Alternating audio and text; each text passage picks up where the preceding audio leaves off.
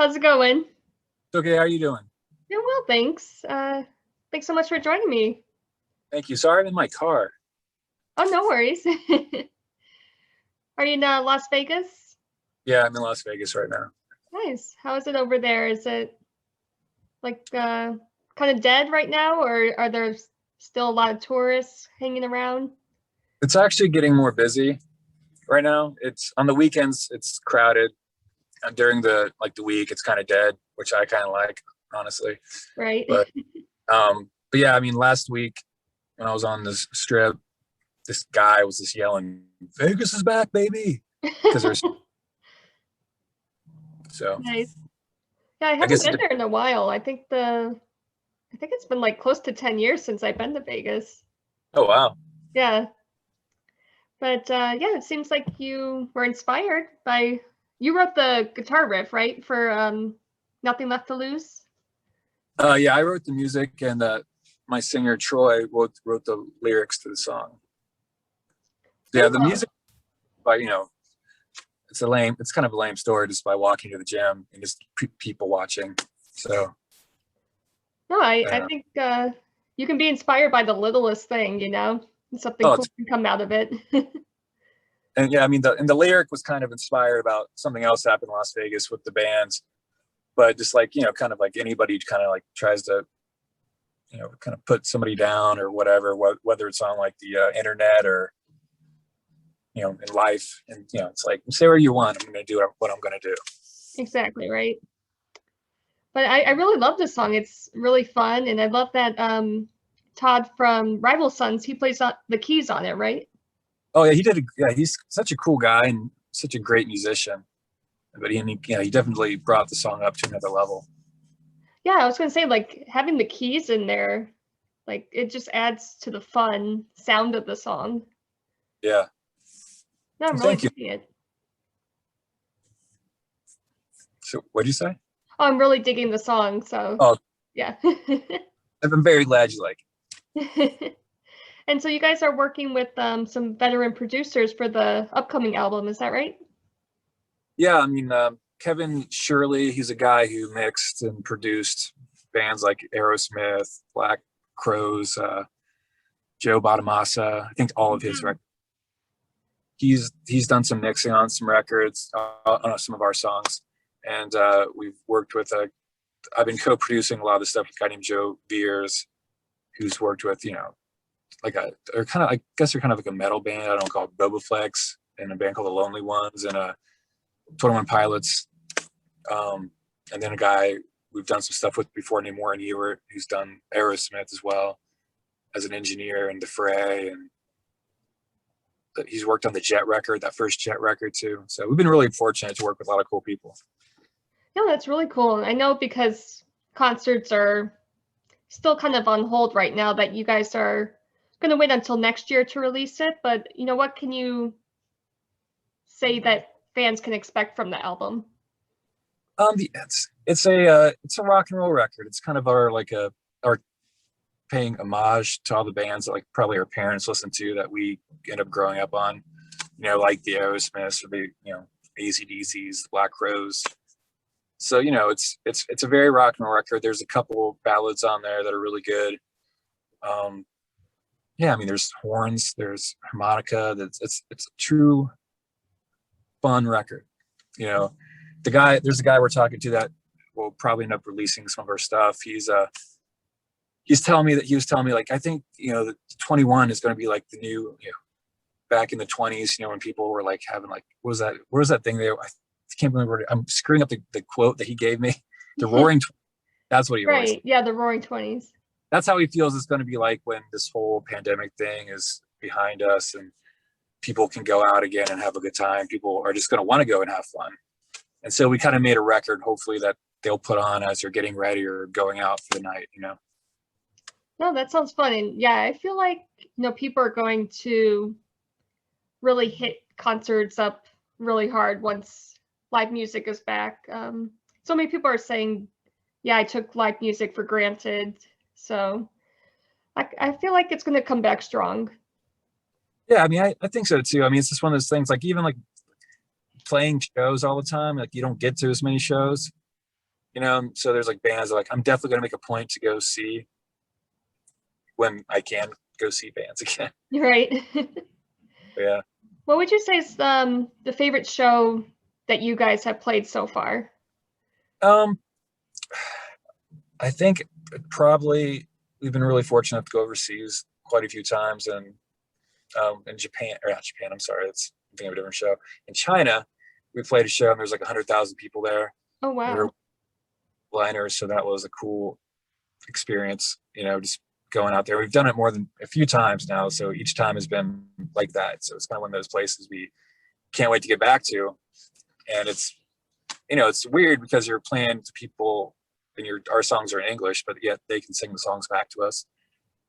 But a lot of people over there, like the younger generation, speak English pretty well, so it's kind of it's interesting. It's a totally, you know, it's China's a totally different place than America or the UK. It's like, and it's, you know, it's so much history. It's such an old country. Yeah, I've actually never been there yet, but I can imagine that that must have been incredible to see, you know, fans like you said, fans who might not speak English be able to sing back to you, even though Oh no, they might not understand what they're singing, they can still do it. yeah, it was really cool. It's, you know, it's just it's experience. You know, it's like one of those, it's a big stage. You know, it's in the middle, like this field on this little island. They set up two like main stages, and there's great lights. You know, and it's just it's an experience for not just for us, but I think for the crowd because they can camp out there for that weekend. And it's funny. Last time we were there, there's like a huge rainstorm, and luckily we did not get hit by the rainstorm. But the next day, they were like, it was just pouring down rain, which, you know, I think made our flight delayed. But yeah, it was we got lucky with that one. But it's a cool time. I can imagine. That's awesome. And do you remember like the first concert you ever attended as a fan? Well, the first show my mom took me to, bands that she liked. She took me to it was like a Poison concert. Oh yeah, nice. It was like the first time I ever saw a rock show. I was like, you know, super small, and first time I ever saw like women's breast as well, because there were. So I was like a sprinkler. Like, what's going on? My mom was like, "No." Slow motion. But yeah, it was you know, it was a fun show. It made me want to play music live. You know, before that, I was just listening to my mom's like CDs. You know, like stealing them from her, and she wasn't looking. She was like, "Where's my Aerosmith CD?" You know, room. Well, that must have been a fun show to see, especially at that age. I don't remember too much about it, other than I thought it looked. I want to do this. Like, this is what I want to do, because I was writing songs when I was like 6 years old. And I wrote it on a little notepad, a yellow notepad, and I'd hide it underneath the couch downstairs. Like nobody's gonna find it underneath there. I don't know. I would think. I don't know. There's dumb things that you do as a kid, but yeah. But yeah, I just remember, like, I don't remember much of the show other than like, this is what I want to do. Oh, nice. Do you remember the first song you wrote in that notebook? Like the title of it? You know what? I think back then I just like used like titles from other songs. You know, I can't remember. I wish I did. Yeah, it would be interesting my mom probably still has it, you know. And I used to like, my mom also told the story she tells this to everybody. I was like we had a mantle, and I used to pretend I was Elvis on the mantle because I'd watch old Elvis movies for some reason. And if you've seen those movies are terrible. Yeah. I would like sneak out of my bed, walk downstairs when nobody was up to, you know, watch an Elvis movie if it was on. I don't know. I've seen bits and clips of Elvis movies, and yeah, they kind of look cringy. They're kind of cheesy, and you know, the acting's not great, but you know, he singing and dancing. I think I just thought that was fun. I don't know, but yeah, I used to pretend I was Elvis for some reason. That's funny. By the Yeah, I think I remember seeing a clip of Bruno Mars when he was like 5 years old, dressed up as Elvis. So I guess it was a thing back then. I don't know. Must be like, you know, like if you're a little kid, you know, Elvis must be an easy like thing to digest. Yeah, and obviously in Las Vegas, you know, people get married by Elvis, so like That's true. impersonators. Types of Elvises. it's really funny. Like at one of the casinos, there's like, I don't know if he's like obese Elvis, but he's super heavy and he just sits there and things. And then there's this Elvis is like driving down the little, like on a little scooter on the strip. Oh my I don't know God. if he's like out of work Elvis. I don't know like what his gimmick is, but yeah, there's a lot of Elvises, that's for sure. And what Yeah. would you say is like the one rock album that will never get old to you? Like each time you listen to it, it just feels fresh. That's a good question. Probably like right now, it probably changes all the time when I'm listening to. Like I love that old AC/DC record, that Back in Black. To me, that never gets old. That's a Or good this Black Crowes record, that Southern Harmony, I think is what it's called. That's a record also, like I can listen to it and like always dig it. Or a really old like Sex Pistols first album.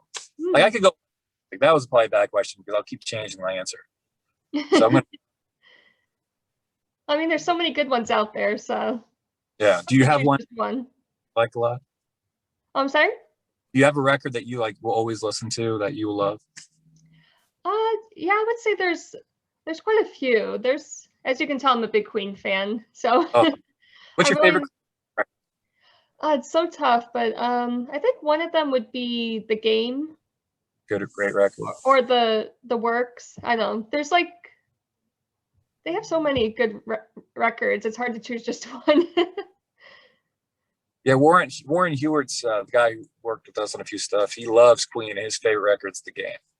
Yeah, I mean they have like a lot of hits from that one, but even some of their B-side songs are even better than their hits. So.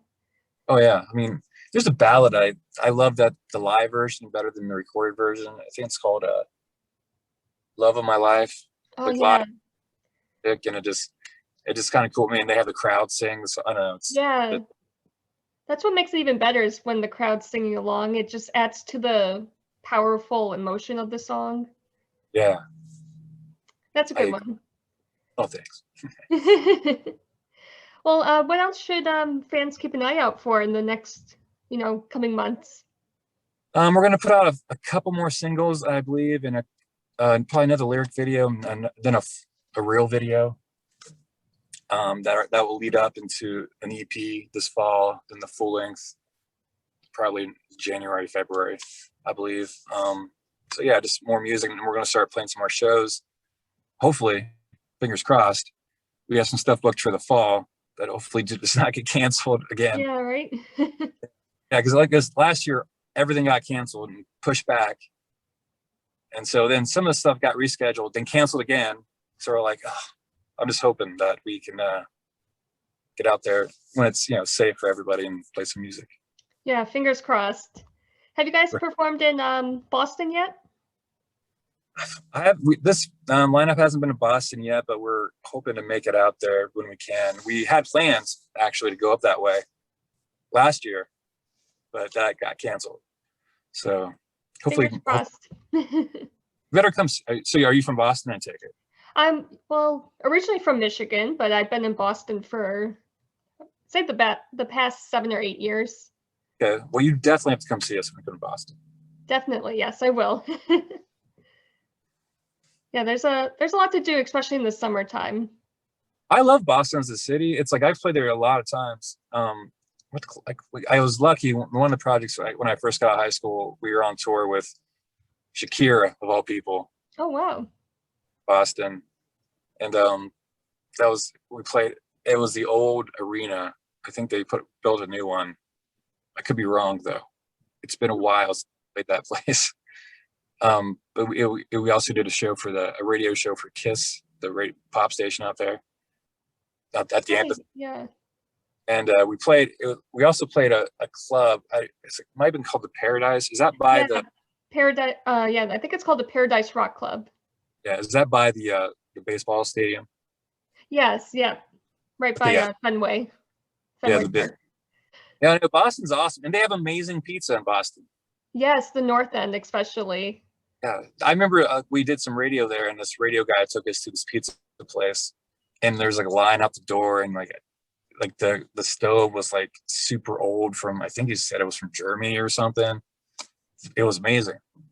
So So that's why I know that's why I remember from Boston. The Well, those are pizza, things to remember. yeah, the people, they have good food. So Yeah, so you guys definitely have to come back out. definitely will come back out. That's for sure. Awesome. Well, I really appreciate your time, David. Well, thank you. I appreciate you talking to me. Yeah, and enjoy the rest of your weekend.